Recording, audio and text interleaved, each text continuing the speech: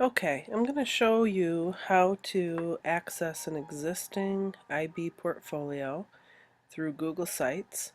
And this is not through the Google Drive app or the Google app. This is actually just through the Google website.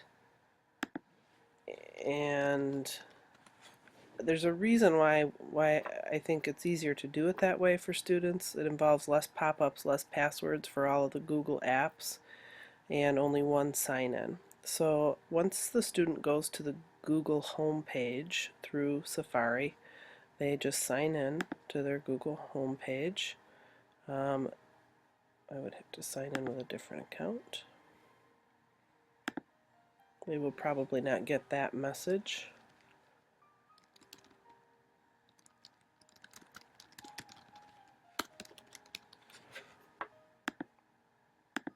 So I'm going to sign in as a student.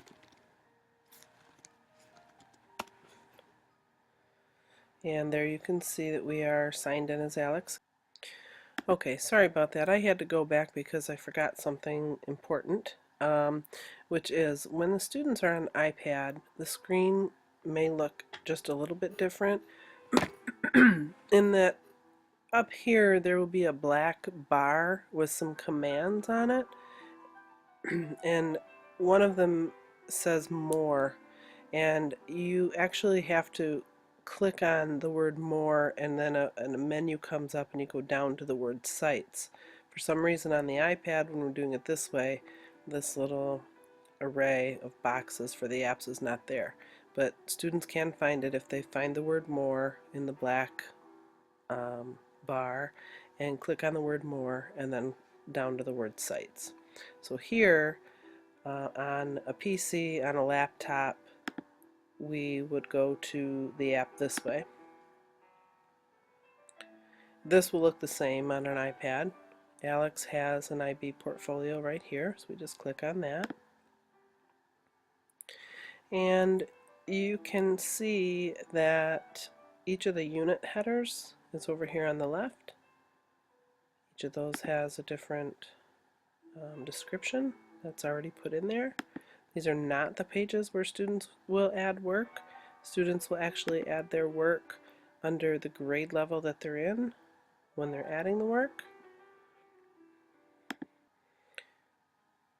So I'm going to show you how to add basic text and Google Docs or Google created things in the Google Drive. There are three buttons here at the top that pretty much do everything. This one is for all editing of the pages. This one is creating new pages, which we're not doing at this time. And this one is some of the page settings for the entire portfolio. So mostly, and then of course the share button, which we are going to talk about in a different video. So we're going to really concentrate on the editing page button. We are on the grade 2 page for how we organize ourselves, and the reason why I'm doing that for Alex is there is something in her Google Drive that can be added to that page. So one other thing I want to mention while we're on this page, you notice at the bottom of the page there's the capability for adding files and also for commenting, which would be for people who she shares this with. You can turn both of those things off, but for the purposes of these portfolios I left them on there on the template because it may be something where we want to have people give feedback or compliments on other students' work. So it's on there for now. It can be taken off at any time. One other thing I wanted to mention is that you may notice when you go into a portfolio that's already existing that students have actually put work on the landing page of each unit, and that's fine, that can be changed. So if you see that, don't fret. So we're going to go to the editing pen, which is pretty much where we do everything. When you click on that, you notice that a word type of editing bar comes up, and also you can see the boxes where things can be typed in. So typing is as easy as typing.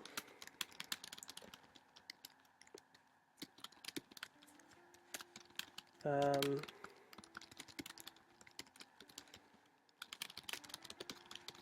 okay, I'm just doing that for an example. Alex can go in and I can go in and change this at a later date, but I just wanted to show you that you can type. I always tell students once they get the typing done, if they wanted to mess around with the font, they can certainly do that by highlighting and changing the color of the font, the size of the font, the type of font, anyway, just like normal word editing. So to put in something from Google, the Google Drive, and pretty much to put in anything, we're going to go right up here to Insert, and whoops, try again. Insert, and you can kind of look at the different things that can be inserted, but we're going to go right over here to Google Drive, and what I want to put in here is a Google presentation that I'm hoping is in there. There it is. You can put in Google Docs, which is probably the more common thing that we'll be putting in, but this is basically a PowerPoint that was created. And I'm just letting you take a look at the options here, including a border around the presentation, including the title. You can start the slideshow as soon as the player loads. I'm going to leave that off so that it can be started when we click on it. And then I'm going to change this to large just so that we can really see the pictures nicely. And there it is. These allow you to center the picture. These have to do with the text that you type around the picture, and these are those same properties that we just chose. And that's it. And we save it. And then once this page is loaded, we get to see what she typed, and we can scroll through and look at her slideshow from the field trip. Let's see if I can make that.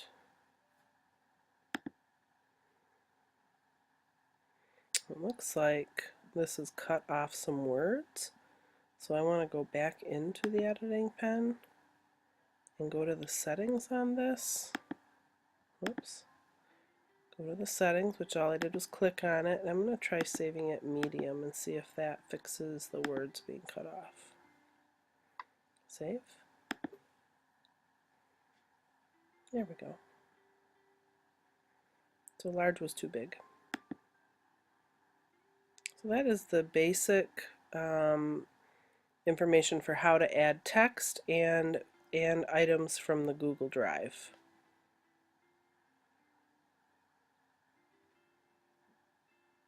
Good job, Alex.